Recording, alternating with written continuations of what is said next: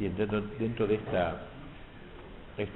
temas relativos a la parte religiosa, la parte espiritual, que es lo más importante, lo demás del trabajo, de la Bambaé, todo eso después, es útil para saber el contexto social, claro, pero esto es el punto al que ellos buscaban más, digamos una palabra sobre las solemnidades que la Iglesia celebra sobre todo en Semana Santa. La Semana Santa siempre en España fue muy importante, así que ellos trataron de implantar entre los indios el recogimiento propio de esta Semana Santa. Se los exhortaba a los indios a confesarse para la penitencia, la comunión, y se les daba sermones especiales de soledad, etcétera, de distintos días.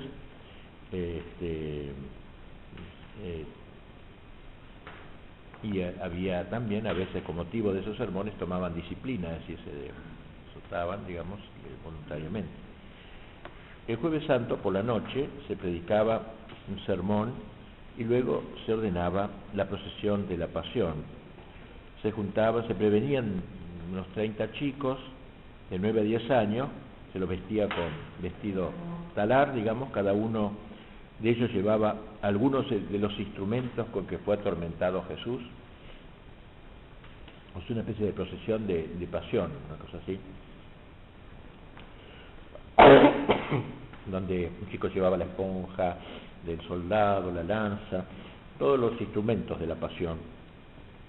E iba acompañado de dos, cada chico iba acompañado de dos los que llevaban antorchas, una a cada lado, y ordenados en el patio parroquial, y pasando por delante del sacerdote, que estaba revestido de capa pluvial, etcétera,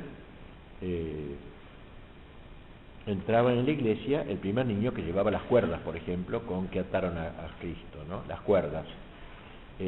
Y con voz quejosa decía en guaraní y en canto acompasado: estas son las prisiones con que Jesús nuestro Redentor se dejó atar por nosotros. Ay, ay, Salvador mío y Señor mío.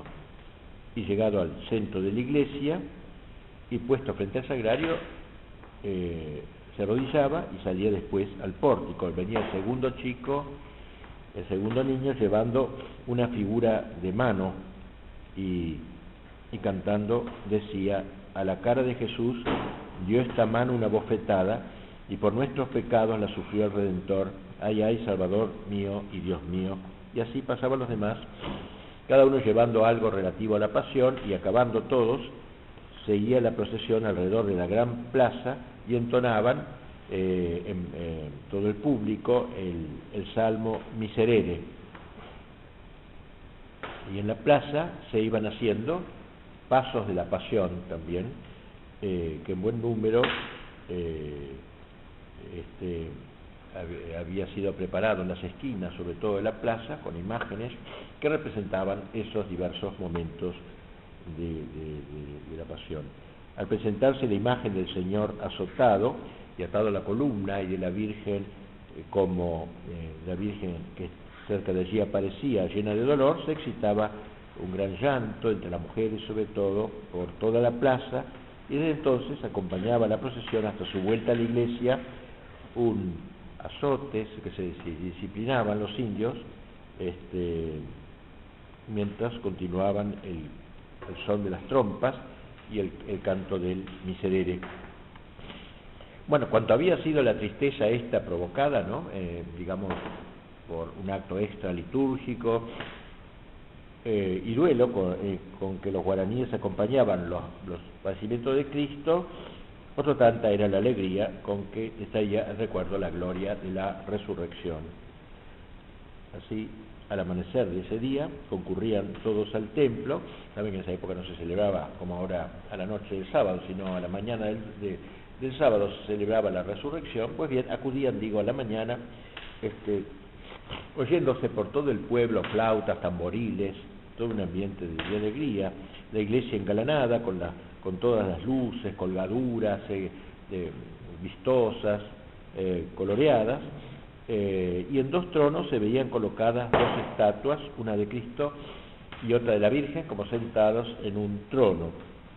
Por un lado salía de la iglesia y emprendía su procesión en torno a la plaza el sacerdote con un coro de músicos y una multitud de hombres del pueblo llevando la imagen de Cristo, y por el otro lado de la plaza salía la multitud de las mujeres con la estatua de la Virgen delante.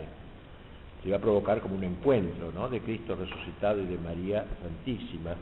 Los oficiales del cabildo, o sea, todas las autoridades políticas, indígenas, y los soldados o capitanes de las milicias tremolaban todas las banderas que podían tener.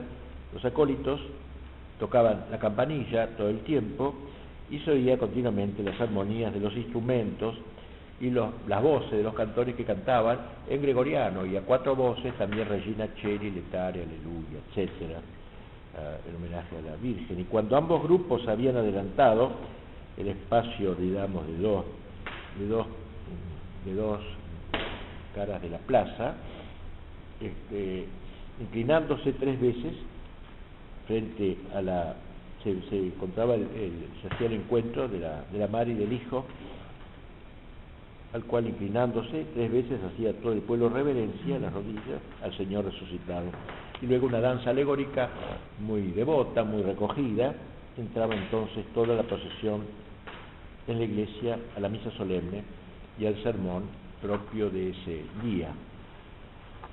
Otra de las fiestas, esto se celebraba muchas veces en España todavía, ¿no?, en Sevilla, los famosos pasos de la Pasión, así que aquí hay un trasplante de España a acá, ¿no?, entendiendo que al recibir al indio esto le decía muchísimo. Otra fiesta otra celebración a la que se le daba enorme importancia era la fiesta de Corpus, también muy celebrada en España. Era la preferente de todo el año. La piedad y devoción de los guaraníes se mostraba más en esta fiesta. El día anterior se cantaban vísperas solemnes en la iglesia, dividiéndose los músicos en 3 y 4 coros que alternaban en los salmos, y todo el pueblo asistía. Luego se hacía una danza en la plaza, el rosario vespertino.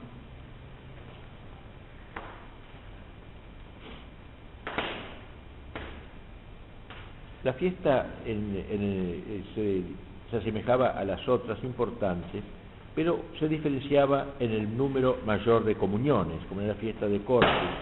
Y lo que le daba su carácter a la fiesta guaraní de Corpus era la procesión que tenía lugar al fin de la misa solemne. Para ella se había preparado con mucha curiosidad, con mucho esplendor, la gran plaza, la plaza central.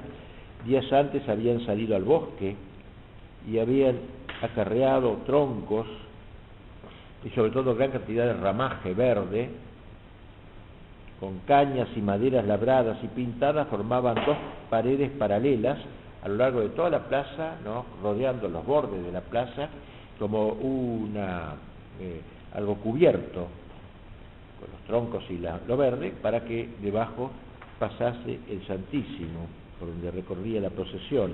Y de trecho en trecho se levantaban arcos triunfales y a veces cúpulas de 10 metros de alto, o sea, lo preparaban con tiempo esto. Todo este armazón se revestía de verdes, de hojas y de flores olorosas, y cada arco corría a cuenta de un cacique con sus vasallos, esmerándose todos en que el suyo fuera el mejor, el más vistoso. Al mismo tiempo se habían preocupado en cazar y traer vivos cuantos animales podían haber a encontrar por el monte: papagayos, avestruces, quirquinchos y a veces fieras bravas, más salvajes, atadas en aquellos arcos, y también para que toda la naturaleza alabase al Cristo eucarístico, todo el mundo animal, o sea, el mundo vegetal representado en esos troncos y lo verde, y el mundo animal también, que alabara a Cristo. Las aves de toda especie y hasta peces del río habían traído y los ponía como en pecera para que saludaran a su Criador. Y el que más no podía contribuía para su adorno con gallinas, con perdices, etc. Llevaban todo lo posible, otros animales comestibles, sin contar con el adorno de los animales vivos. Agregaban las frutas más exquisitas que podían encontrar, las legumbres, semillas, raíces, y bueno, todo, ¿no? Toda la linda idea esa que decía el otro día, recuerda que la procesión, que se vestían de animales, se vestían de plantas, etc. Todo el mundo inanimado cobraba voz ahí frente a Cristo, al Rey de la creación. Todos son enseñanzas de catequesis, ¿no? Muda a veces, digamos, sin explicarla. También había explicaciones, pero quiero decir, por la vista entraba todo eso. El suelo estaba alfombrado de flores, la gente iba pisando a flores, y flores olorosas también, hierbas olorosas, las mismas plantas que enseguida les habían de servir para sus sementeras, las disponían allí, o sea, lo que iban a sembrar luego en el campo, las ponían ahí como una primicia antes de entrar en la tierra, que saludasen al Señor, o en torno a la imagen de los santos también, de modo que junto a ella pasase el sacerdote con el Santísimo. Los animales vivos, los frutos de la tierra y algunas obras hechas por el hombre, digamos, para ese día, quería que estuviera el camino por donde pasaba Cristo en persona, para que fuese reconocido como Rey de toda la creación. Las semillas para que las bendiga y prospere el fruto, y a los 4 costados de las plazas, en las esquinas, se ponían 4 altares, adornados con todo cuidado y coronados también de una cúpula. En fin, era para ellos una cosa inolvidable la fiesta de Corpus, ¿no? Era obviamente así. Abrían la procesión un grupo de soldados, indígenas, ¿no? Vestidos como soldados, con todas sus insignias, con clarines, con cajas, que a sus tiempos hacían salvas, cañonazos, y batían banderas. Venía luego la procesión propiamente tal, con pendones, cruz parroquial y palio, bajo el cual iba el Señor, delante, los chicos en 2 hileras con las manos juntas, siguiendo unos a otros en igual distancia, perfectamente ordenaditos y gobernados por sus superintendentes, que tenían a su cargo esos chicos, siguiendo otros jóvenes detrás, y a continuación los hombres del pueblo con velas en las manos, luego los de la congregación esa de San Miguel, que era como los electos, con su estandarte, insignias y el santo, el ángel, y al final la congregación de la Virgen, donde venían los caciques, los capitanes y las personas más señaladas y virtuosas del pueblo. Y después del palio venía con luces el cabildo, el alcalde, con su corregidor, regidores, alguaciles, con traje de gala, y cerraban la procesión las mujeres. Así que era una cosa solemnísima, evidentemente.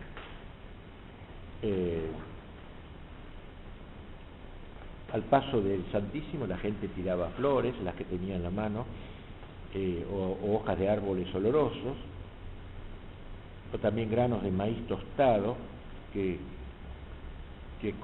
se abrían en forma de flor, ¿no? Maíz tostado. Bueno, y cuando el sacerdote empezaba a caminar, el Santísimo, resonaban órganos, arpas, cítaras, trompas, flautas, toda la instrumentación que había en el pueblo, y al llegar a la primera capilla, de la primera esquina, digamos así, depositaba la custodia sobre el altar, lo incensaba, entonces el canto, el tantum ergo, etc., entonaba la oración del Corpus que le había hecho Santo Tomás, que iba a imaginar Santo Tomás en medio de los guaraníes, y con el Santísimo, y con los quirquinchos y los animales, ¿no? Una cosa curiosa. Y luego se sentaba el sacerdote, y lo mismo hacían los cabildantes, y se adelantaban en cada parada, vestidos de gala, unos grupos de danzantes, así una danza, 8 o 10, y ejecutaban una de las danzas alegóricas que conocían. En una de ellas salían 10 jóvenes con trajes asiáticos, cada uno con su naveta de incienso con fuego, que no cesaba de humear hasta el fin de la danza, inclinaban la frente hasta el suelo, a usanza de su nación, como los orientales. 2 de ellos empezaban el Laudación Salvatorem, también, como saben, compuesto por Santo Tomás, que lo cantaban en gregoriano, el Laudación Salvatorem, y a compás hacían pausas interrumpiendo el canto y ofreciendo incienso. Repetían la misma estrofa los demás, acompañada de danza, volvían los dos a incensar mientras cantaba la segunda estrofa Quantum potes tantum aude, y volvían los otros a la danza repitiendo el laudación, y así se continuaba hasta terminar el himno, alternado con cantos, danzas e incienso, y acercábanse los dos por fin repitiendo sus genuflexiones al compás de la música y depositaban sus navetas en el altar. Otras veces se presentaban 4 con traje de reyes, como dijimos, figurando 4 partes del mundo, con coronas en la cabeza, eran reyes que venían de uno y otro lado, vestidos a la usanza, y llevando escondida en el pecho la imagen de un corazón. Hacían la genuflexión a compás, rítmicamente, y empezaban a cantar el Sacri Solemnis, también himno de Corpus Christi.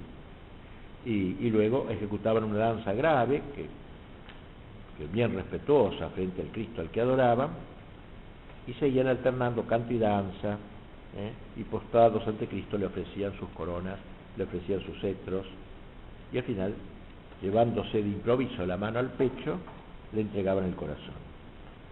Todo eso lo cuenta el padre Cardiel en su libro De Moribus Guarañorum. Bueno, en las demás capillas se detenía también la procesión y se hacían cosas semejantes en cada esquina, en las 4 esquinas. Otra fiesta, dejémosla, el Corpus, al cual se le daba una gran importancia, era la fiesta del santo titular. Se llegaba a cada pueblo aparato militar especial, había más concursos, más gente que de ordinario, porque se invitaba también a gente de otros pueblos, se invitaba a las reducciones más cercanas, y venían sacerdotes, de modo que todo de otro lado para hacer más solemne.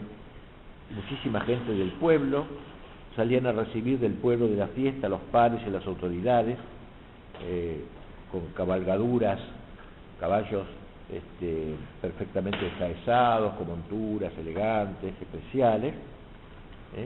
Los huéspedes iban al pórtico introducidos cantando el Te Deum, todos los niños cantaban el Te Deum.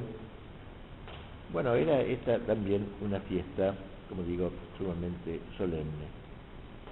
Se cuenta aquí que la víspera, al mediodía, había un repique grande de campanas, clarines y chirimías, y sobre todo delante de la casa del alférez real, donde estaba el estandarte real, y se formaba el acompañamiento a caballo, en que iban 500 indios a caballo, 500 indios montados, parte del pueblo, parte de los convidados de afuera, con 200 caballos de guerra, que tenían que estar en muy buen estado para ese día, muy bien cuidados, que se empleaban solo en ese día, se los llamaba caballos del santo, eran reservados para ese día, especialmente cuidados.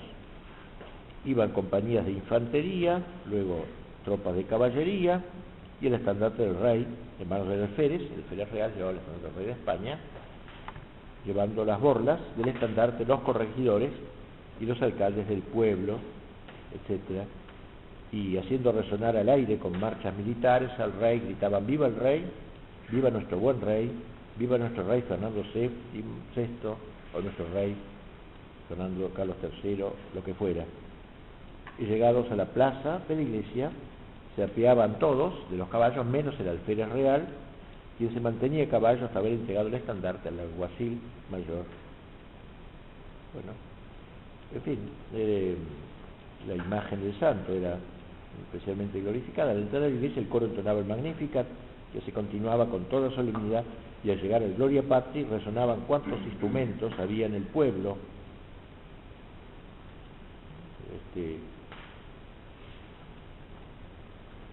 Así entonces, la víspera y el día mismo del santo se celebraba con especialísimo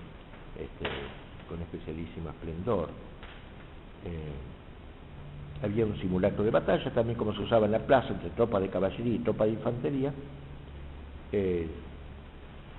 Un escuadrón de caballería rodeaba a un batallón de infantería, y de uno de estos ejércitos salían los emisarios hasta encontrarse para parlamentar, como siempre, y como no se llegasen a venir, no se ponían de acuerdo, entraba el combate, comenzaba el combate, se lanzaban flechas, y hasta disparando armas de fuego, y después de muchas cargas alegóricas, digamos, tentativas de ataques, llegaba a romperse la formación de la infantería, alcanzando a alguien a arrebatar una bandera que a todo galope paseaba triunfante alrededor de la plaza, teniéndola siempre desplegada, etcétera.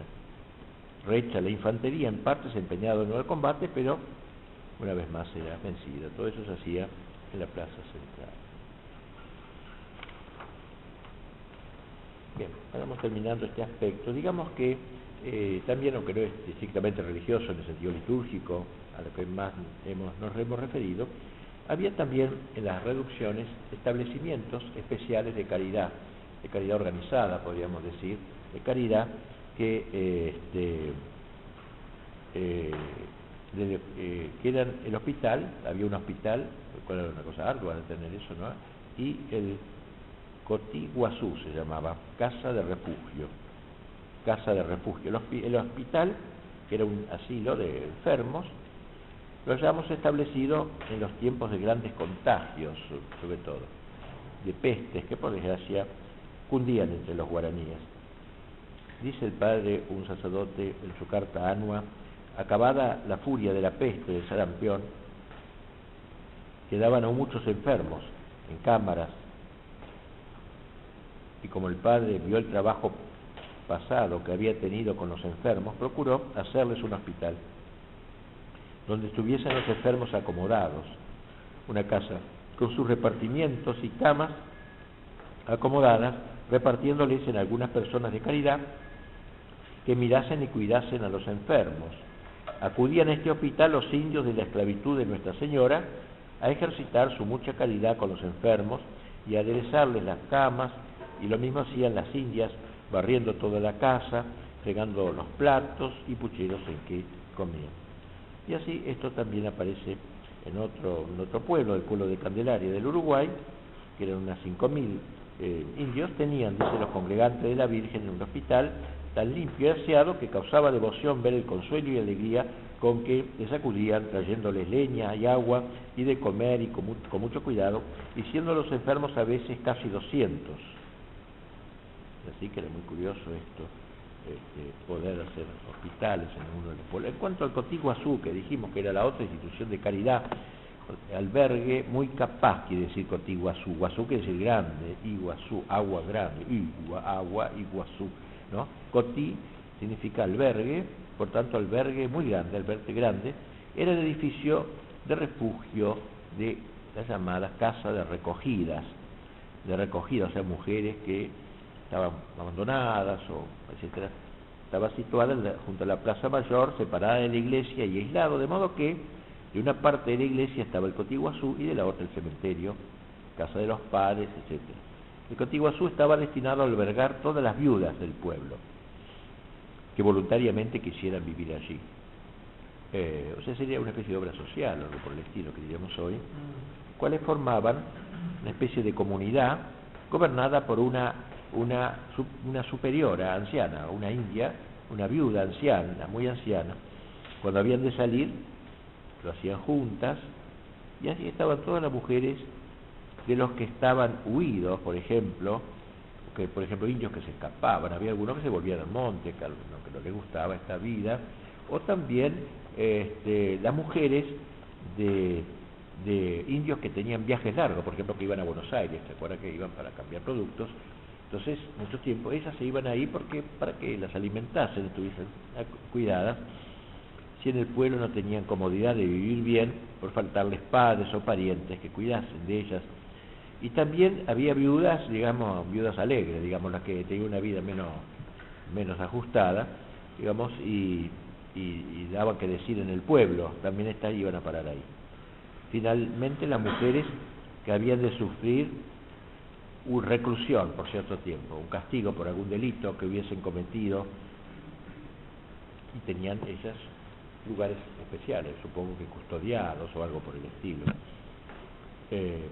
por cierto tiempo. Y, bueno, la construcción de la casa de refugio era la misma que la de las casas del pueblo, era la misma disposición, y se la sustentaba con el común, ¿se acuerdan? Con el tupambae, con la propia, lo que se sacaba de las cosechas, como una obra social, ¿no? Se las cuidaba, y ayudaban al pueblo hilando, por ejemplo, haciendo trabajos, así que había una reciprocidad, también había, además de las dos cosas que nombramos, de Hospitales y Cotiguazú, había también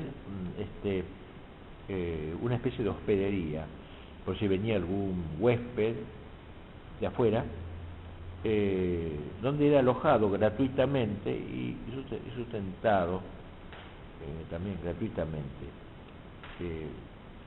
El carácter de los guaraníes era más bien generoso, era hospitalario, así que no costó mucho que aceptasen esto.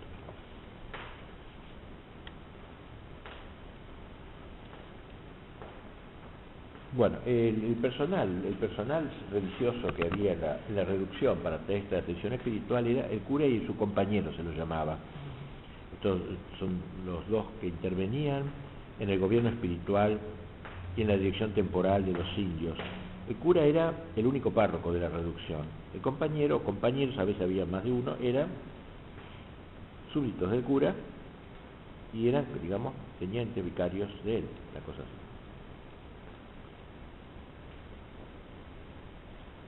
Eso lo entendieron los indios, esta diferencia entre el cura y el teniente o el vicario. Ellos lo entendieron. Al cura, aunque fuera más joven, al párroco, lo llamaban, en su lenguaje expresivo, Paí Tuya, padre viejo. Aunque fuera más joven, pero era presbítero, digamos, o sea, hablaban en griego. Padre viejo, presbítero significa eso, anciano. Bueno, padre viejo porque era superior, padre mayor. Y al compañero, por más que fuera bien entrado en años, lo llamaban Paí Miní, padre pequeño. Miní, San Ignacio Miní, ¿no? Recuerdan San Ignacio pequeño, San Ignacio Guazú, San Ignacio grande. Bueno, así que ellos distinguían la jerarquía de ambos sacerdotes.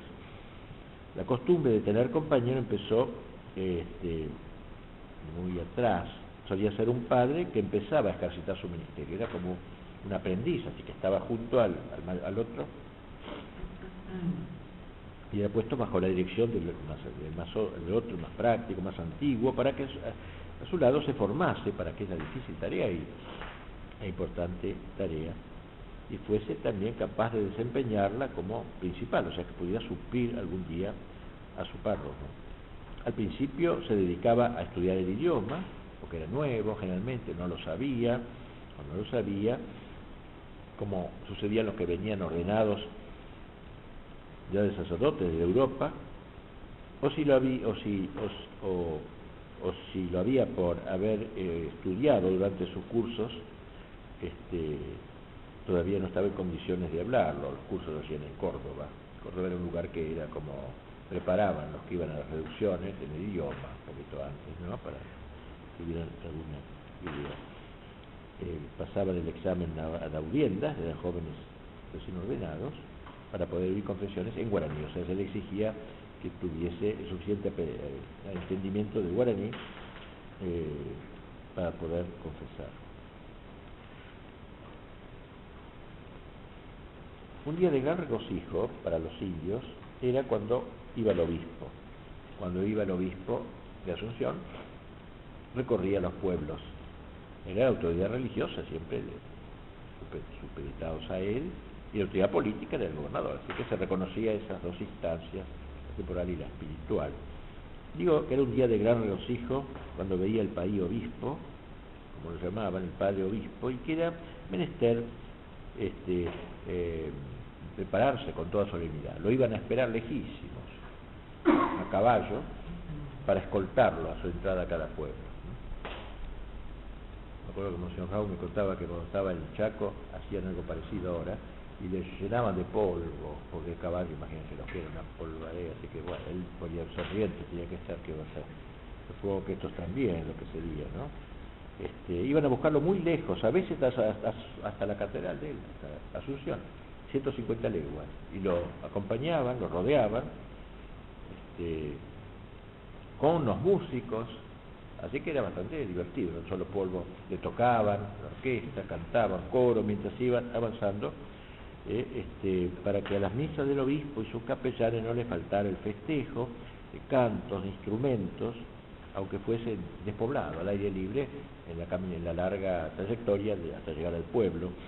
Este número de indios que lo iban a buscar, que eran unos 80 más o menos, que lo iban a buscar a caballo, iban gobernados por un alcalde para que atendiese al obispo en todo lo que necesitase, etcétera, y los acompañaba siempre un padre también, uno de los dos sacerdotes.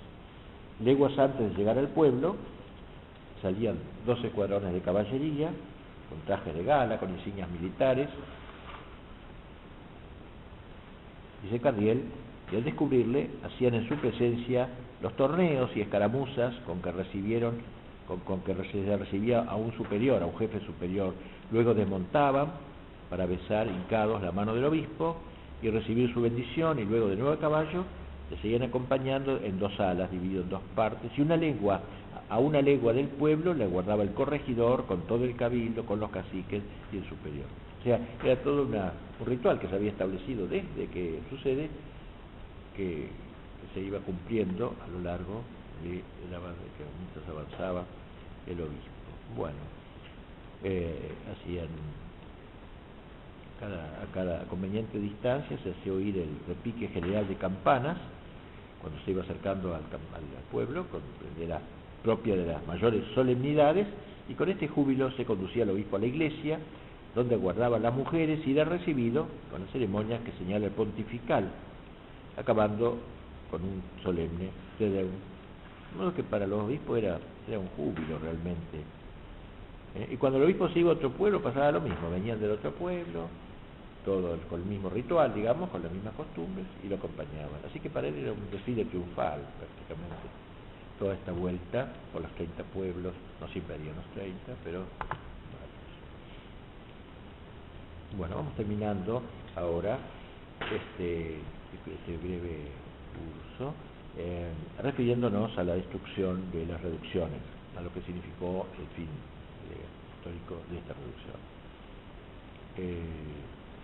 El gobernador de aquel tiempo, que tenía un apellido italiano, pero era español, se llamaba Bucareli. Era el gobernador de Buenos Aires, ya, que en ese momento ya tenía jurisdicción sobre las reducciones. Fue un gobernador despótico. Lo único bueno que hizo durante su gobierno fue echar a los ingleses de las Malvinas, una primera vez. Pues ya en esa época ocuparon, bueno, me llegó por tropa y los echó. Eso es lo único, pero fuera de eso fue un desastre. La obra que lo hizo célebre es la expulsión de los jesuitas, o sea, fue en la época de él que Carlos III, rey de España, decretó la expulsión de la orden de todas sus colonias, todas sus provincias de América y de España. Saben ustedes que fue una resolución de un pacto de familias, se llamó, de las familias borbónicas, porque Francia echó a los jesuitas, España echó a los jesuitas, Córcega echó, Nápoles echó, todos los príncipes borbónicos se pusieron de acuerdo para echar la orden, que en aquel tiempo era muy militante. Como decía Voltaire, primero matamos a la hija, luego a la madre. Y a poco tiempo después el Papa Clemente XIV la extinguió, toda la orden, por presión de las Cortes. También yo lo relato eso en el tomo de la Revolución Francesa, de la nave, ¿no?, de la parte cultural, porque la expulsión de los jesuitas fue una preparación para la Revolución Francesa, o sea, tiene mucho que ver. Había que echar a los principales enemigos, y los echaron, y luego extinguirlo en todo el mundo, y lo lograron.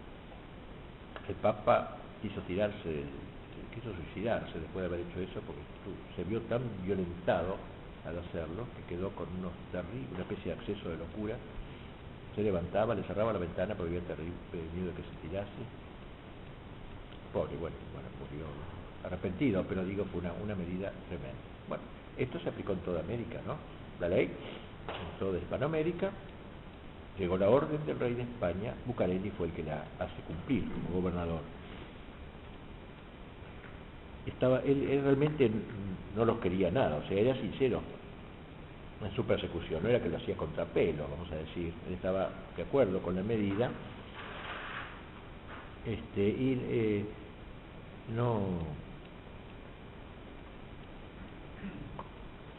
que no se le debía mucho a los jesuitas, así que no había problema para él de conciencia de hacer cumplir la ley, el decreto real.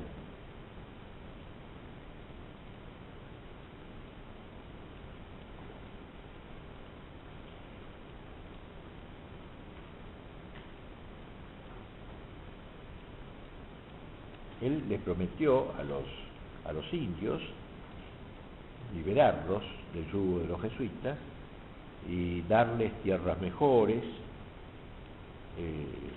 prometió un montón de cosas, mayor abundancia de los frutos, el suelo prometía a los caciques que en poco tiempo les haría aprender castellano, entonces podrían tratar como igual a los caballeros españoles, qué sé yo, porque el rey había hecho a todos los caciques hidalgos de Castilla, esto es cierto, el rey, eso lo había hecho Felipe II, los declaró hidalgos de Castilla. Eso ningún colonizador del mundo ha hecho una cosa. No me imagino a los ingleses declarando lores a Mamagambio o a los indios de la India. Prometía establecer entre las doctrinas una universidad, cualquier cosa, o sea, se puede decir tantas cosas, ¿no? Una universidad que los hijos de los caciques pudieran seguir carrera y que podían ser sacerdotes, porque durante un tiempo los jesuitas dudaron mucho si estos indios podían tener vocación sacerdotal.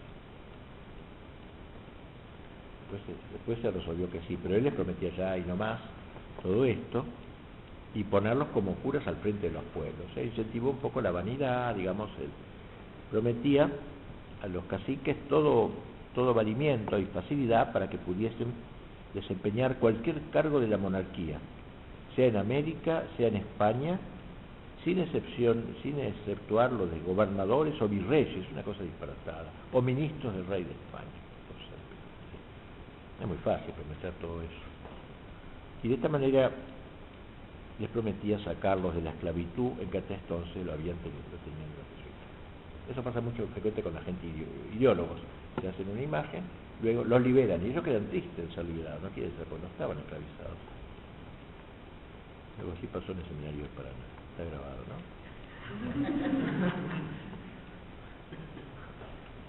Los efectos de estos planes fueron desastrosos. Prometiendo esa mentida felicidad, condujo a las doctrinas a su ruina próxima, a una situación cercana a la ruina. Infatuó, de hecho, a los indios, logró infatuarlos. El provincial de la Orden de San Francisco, cuando echaron a los jesuitas, se entregó primero las misiones, las reducciones, a otras órdenes religiosas, dominicos, franciscanos, pero no supieron llevarla bien en realidad, porque las trataron como una parroquia cualquiera, una cosa así, o sea, no de acuerdo a la idiosincrasia, y no tuvo éxito eso. Muchos indios se escaparon al monte, desgraciadamente, se volvieron a su vida anterior.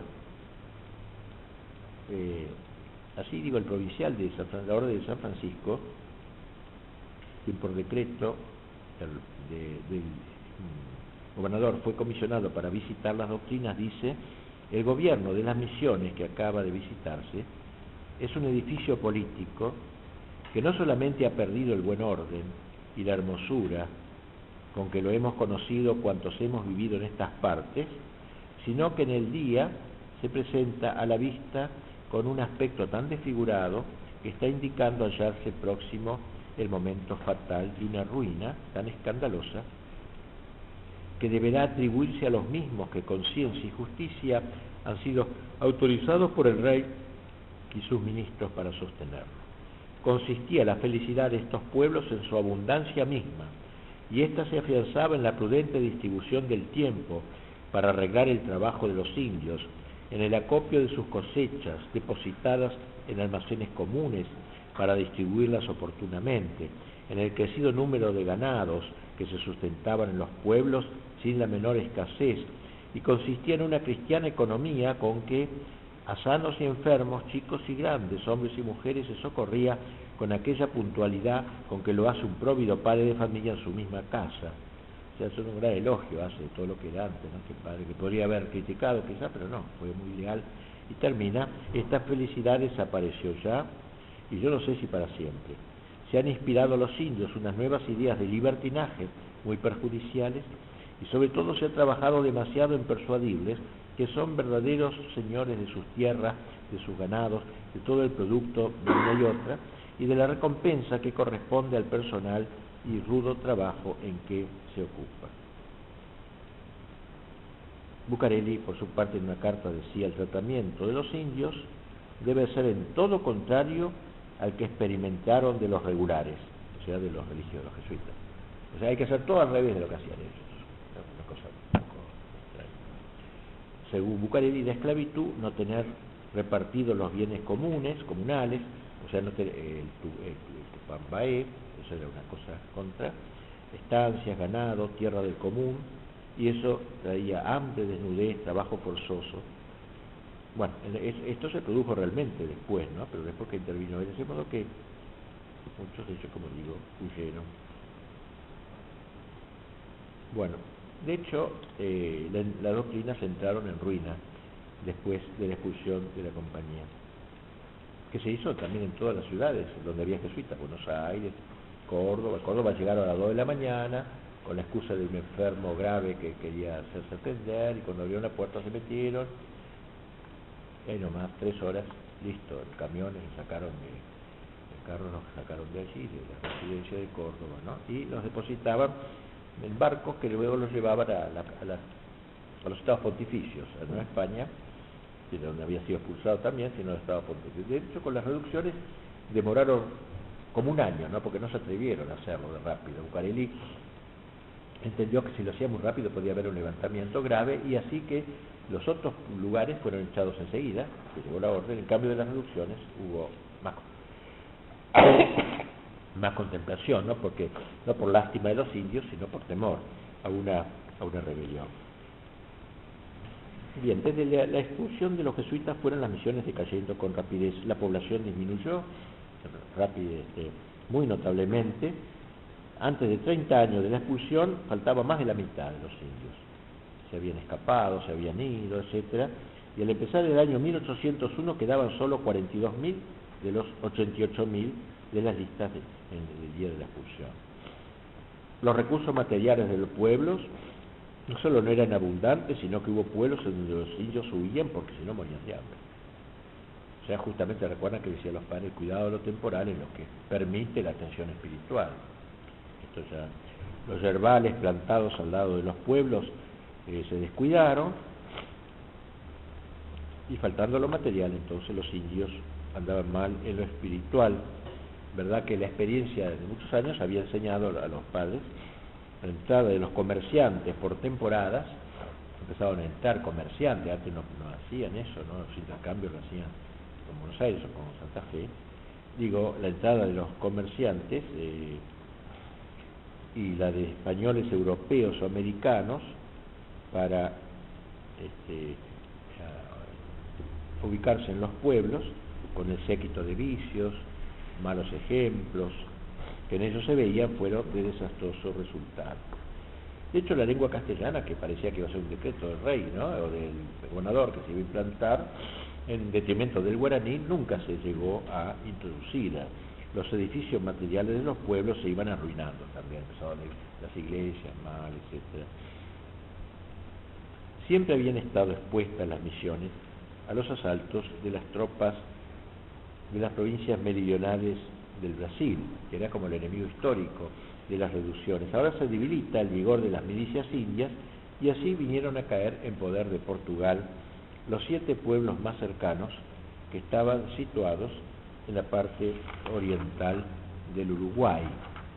Y así les conté que se declaró una guerra en 1801, estamos muy cerca de nuestros años de la separación de España, entre España y Portugal, a causa de un convenio que había impuesto el primer cónsul Bonaparte, todavía era primer cónsul, no era emperador, de hacer la guerra si Portugal no quería dejar la alianza de los ingleses. Y aprovechó la noticia el gobernador de Río Grande, y en julio de ese año, cuando invadió las posesiones españolas y se apoderó de varios puntos fortificados, es decir, entre otros, estos 7 pueblos. 7 povos los llamaban en portugués, los 7 pueblos que los jesuitas habían fundado en la parte más allá del Uruguay, del río Uruguay, aparte de las 30 reducciones.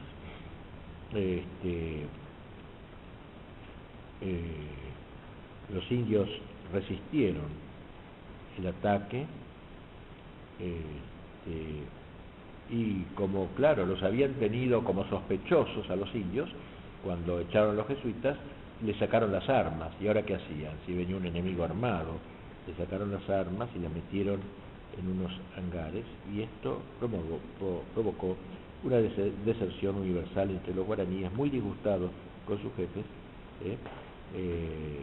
Y así, el jefe español, creyéndose rodeado por un ejército enorme, que no lo era, capituló y entregó la plaza de San Miguel, y los otros pueblos se fueron rindiendo de a poco, así que fue una cosa muy, muy triste. En 1801 se hace la paz en España, de España con el Portugal, y se estipuló que las cosas volvieran como antes de la guerra, o sea, los indios que habían huido al otro lado del Uruguay, algunos ahora podían volver, pero ya todos los pueblos destruidos, ya no había empuje, era una cosa de loco para ellos, al haber sido todo esto no entenderían nada. Los 7 pueblos entonces casi no tomaron, y así hubo otras guerras, 1808, 1810, que hicieron sufrir enormemente a los pueblos y que ya interesa menos a nuestro intento. San Ignacio Miní, por ejemplo, Corpus, la Candelaria, todos esos pueblos, los portugueses habían hecho razias, se habían llevado los objetos preciosos que encontraban, todo lo de plata, saquearon todo, un saqueo total, además de muertos, una cosa espantosa, muy triste realmente lo que pasó. Y así se van arruinando los pueblos, menos los del Paraguay. Los pueblos que estaban en Paraguay, como ahí no llegó la guerra, sufrieron los pueblos que estaban en Argentina y el Uruguay, ¿no?, actual. Hace venir ustedes la visto toda derruida, bueno, fruto de esta guerra. El lado brasilero muy, muy mal, así también los pueblos, fuera de San Miguel, que queda algo de la iglesia majestuosa que había, de 5 naves, 3 naves o 5 naves, etc. En fin, todo esto fue muy grave.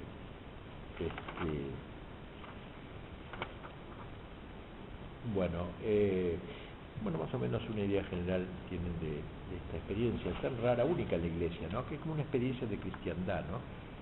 Cuando ya había muerto la cristiandad, estaba muriendo la cristiandad en Europa, el espíritu medieval ya no existía en Europa. En España todavía quedaba, por lo menos la España fundacional, había venido aquí con un sentido misional y un sentido de cristiandad, es decir, no solamente enseñar el cristianismo, sino de tratar de que el Evangelio impregnara el orden temporal, que no es otra cosa de la cristiandad. Entonces, la política, como ven ustedes, los jefes eran como los representantes de Dios, el arte, todo lo que se hizo en las reducciones, la economía, el trabajo, la cultura, todo estaba ordenado a Dios, a lo que San Agustín llama la ciudad de Dios, primado de Dios, con la iglesia más alta, y subordinación del hombre. Eso es lo propio de en el campo religioso de la cristiandad, ¿no? Así que eso fue un acto terrible, y cayó, lo de la expulsión de la compañía cayó muy mal aquí, y hay autores que dicen que aquí empezó a vislumbrarse la idea de que España nos había traicionado y que había que independizarse. Dicen, no sé si es cierto, pero que fue como un golpe muy fuerte. No deja de resultar interesante lo que yo puse en ese artículo que escribí sobre el padre Castañeda, creo que Héroes y Santos, no sé si el primer tomo, la vida de él. Una de las cosas que él proponía al final de su vida, cuando ya se refugió en Paraná, Santa Fe y en Paraná, donde murió, la última ocurrencia que tuvo en su vida fue restaurar las reducciones, y le escribió a Rosas y a López pidiéndole eso, ¿no? Y hasta bosquejó el plan concreto, ingenuo como era él, así, pero conmovedor: traer 3 indiecitos, hijos de caciques, o sea, nobles, vamos a decir, por lo menos dentro de traerlos acá a Paraná, enseñarles, explicarles que hay que volver, que lo que tuvieron sus padres, sus abuelos, la gloria que fue eso, y llevarlos a Roma para que pidan al Papa que trajera de nuevo la compañía para que refundara las cosas. Creo que no le contestó Rosas, no sé bien, aunque lo quería mucho Rosas. Cuando murió lo hizo llevar a Buenos Aires, un gran homenaje. Él estuvo presente, Rosas, en una procesión que se hizo a Terralo San Francisco, en Buenos Aires, en la iglesia, después desgraciadamente desapareció, nadie sabe dónde está el cadáver de él. Bueno, pero quiero decir esa interesante experiencia de Guerra Castaneda, ¿no? De querer restaurar las reducciones con una especie de príncipe, un jefe, descendiente de cacique, bueno, pero después ya no hubo más, ahora está todo mezclado, digamos, en los primeros. Aunque hay un recuerdo, como lo dije el otro día, de una persona que lo fue a ver que preguntó a un cacique, porque hay caciques, porque es de facto, no sé si son caciques técnicamente, jefe, que lo reconozca el Estado, no creo. Eso que le preguntó, ¿quiénes son sus padres? ¿De dónde vienen? Venimos de los jesuitas. O sea, hacer su nacimiento no de la época ancestral, tipo indigenista, ¿no? Sino que creen que su nacimiento ha sido, o sea, la cultura, vamos a decir, tal que llamaríamos la cristiandad, fue en los padres, ¿no? Y entonces le repitió el Pater Noster en latín completo, que quedó extrañadizo hace un año, me contó eso. Quedó muy extrañado, ¿no? Por la supervivencia del recuerdo, por lo menos en esa zona. Bueno, yo creo que fue una experiencia única, porque en ninguna misión que yo sepa se ha hecho algo así. San Francisco Javier, cuando iba recorriendo la India, iba, predicaba y bautizaba, punto. Pero no lo juntaba en un pueblo. Peligroso eso, porque después se perdiera en la masa pagana, de luego, ¿no? En cambio, esta idea de hacer pueblos, eso nunca, que yo sepa, había existido. Hacer pueblos cristianos, pequeñas cristiandades, digamos. En realidad es eso. Así que fue una experiencia inédita, totalmente inédita,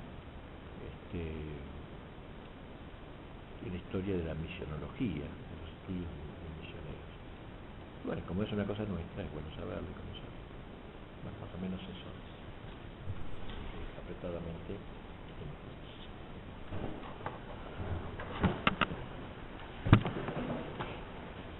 Te damos gracias, Señor, por todos los beneficios que hemos recibido de tus manos por Jesucristo, nuestro Señor. Amén. Muchas gracias.